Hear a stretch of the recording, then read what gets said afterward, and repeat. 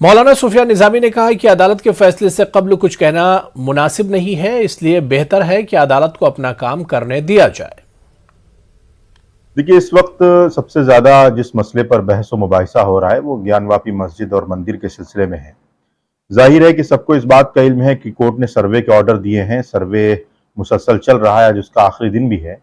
अब उसमें क्या चीज निकल रही है, क्या चीज नहीं निकल रही है, इस पर कतई तौर पर किसी को बयान देने की जरूरत नहीं है।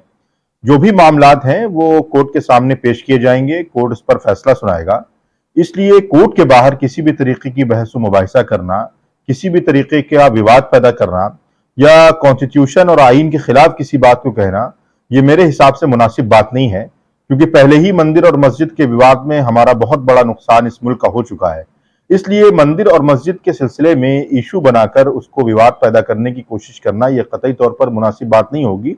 जो भी फैसला होगा, जो भी साक्ष्य होंगे, जो भी सबूत होंगे, वो कोर्ट के सामने रखे जाएंगे और कोर्ट उस पर जब कोई फैसला सुनाएगा फिर आगे की संवैधानिक दायरे में रहकर उस पर कार्रवाई की जाए, यही ज्यादा मुनासिब बात होगी।